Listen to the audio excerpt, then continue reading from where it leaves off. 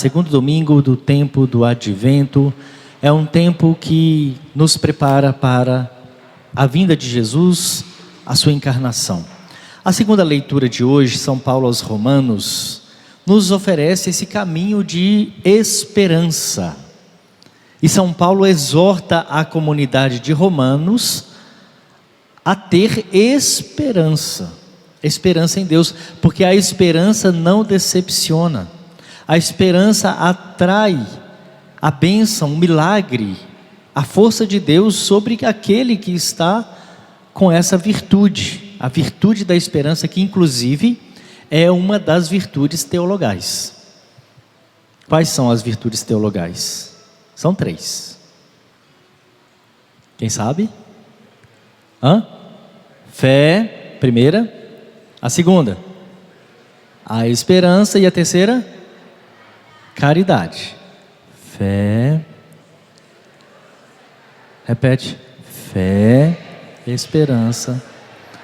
3 virtudes teologais. E o tempo do Advento trabalha especificamente a segunda, que é a esperança, de uma forma mais clara. Claro que todas as outras são envolvidas, mas de uma forma mais clara, mais específica, a esperança. Vivemos nesse tempo, o tempo da esperança. A esperança que não decepciona, a esperança que nos coloca no caminho de Cristo, a esperança que nos dá de fato o consolo que a gente precisa ter, a esperança que nos antecipa as bênçãos e os milagres de Deus. E é importante sabermos, porque é pela esperança que nós somos salvos, diz São Paulo. Cristo salva toda a humanidade pela esperança. Sabe qual é o maior prejuízo do ser humano, falando numa linha psicológica inclusive? É quando a pessoa perde a esperança. Os consultórios dos profissionais estão cada vez mais cheios de pessoas.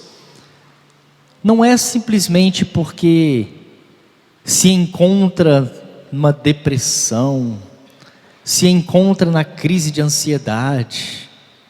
Antes disso, houve um fator que predominou, machucou, tirou a paz e a alegria daquele coração: a falta de esperança. A consequência foi a depressão, a ansiedade e qualquer outra doença do nível. A falta de esperança adoece qualquer pessoa. Quando a gente não tem esperança, não tem brilho, não tem perspectiva, não acredita mais, não tem fé no futuro, não tem fé na gente mesmo inclusive, e consequentemente nem em Deus. Perder a esperança é atrair doenças. Por isso a igreja trabalha arduamente a palavra de Deus, sobretudo nesses 2 tempos fortes da igreja, chamado Advento e Quaresma, que são os tempos que a gente trabalha mais essas virtudes teologais, para dizer que a esperança é uma das virtudes necessárias, e digo mais, essencial. É uma virtude essencial para a alegria de qualquer cristão. Não existe alegria se nós não tivermos foco lá na frente, porque a gente hoje vive momentos de desesperos, de dor, de cansaços, de tristezas, mas a gente vai pensar que no futuro vai ser assim também, aí a gente morre, aí entra a depressão, aí vem a ansiedade. Se eu tenho esperança, 2 coisas me acontecem. Primeiro, eu tiro o foco, eu tiro a atenção da dor do momento, porque eu sei que eu estou passando por isso para um crescimento, e vou focar onde? Lá na frente. Isso é esperança, porque lá eu não vou estar assim, porque a graça de Deus vai me ajudar e me libertar disso. É só por um tempo. O que está por vir é muito maior, é uma alegria muito maior que eu nem sou capaz de compreender agora, por causa da dor e do sofrimento, mas que eu tire o foco disso. Segundo, a esperança alimenta em mim o desejo por Deus, de me apegar mais a Ele, de me confiar a Ele as minhas preocupações, meus medos, minhas crises existenciais. E aí, eu vivo tudo que eu tiver que viver de dor, de decepção, de angústia neste momento, mas alegre, porque a esperança me faz confiar em Deus. Eu não estou sozinho. Isso é esperança. Então São Paulo vem anunciar a esperança à comunidade de Romanos, e hoje a palavra de Deus vem anunciar a esperança a cada um de nós. Não fiquemos doentes por falta de esperança. Tenhamos esperança. A esperança antecipa as bênçãos e os milagres de Deus que ainda não conseguimos ver e nem tocar. Porque existe um tempo para cada coisa, diz a palavra de Deus. Tempo para sofrer, tempo para sorrir, tempo para esquecer, tempo para lembrar, tempo para nascer, tempo para morrer. Essa passagem mais clássica de São Paulo, que nos ajuda a entender a perspectiva da esperança e o tempo presente da nossa vida.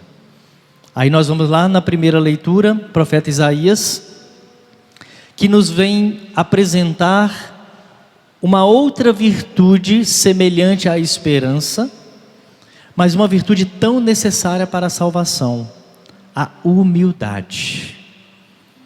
O humilde vai conhecer o céu, o arrogante não. Quem é o humilde? Humilde, na perspectiva do Evangelho, é aquele que deposita sua confiança em Deus, é aquele que espera nele para tudo, é aquele que tem Deus como centro da sua vida, mas muito mais, é aquele que vive o que Ele deixou como legado, o que Ele ensina, que vive a força dos seus mandamentos. Vivemos os mandamentos da lei de Deus? Temos facilidade de praticar as ordens que Deus deixou para nós? Olha, eu digo com muita clareza,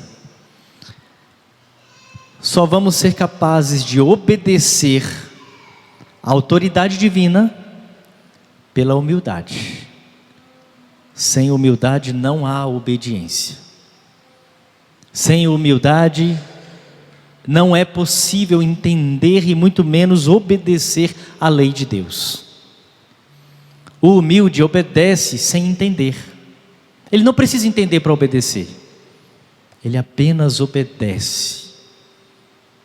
Agora o arrogante, ele fica procurando razões, questionamentos e mais questionamentos.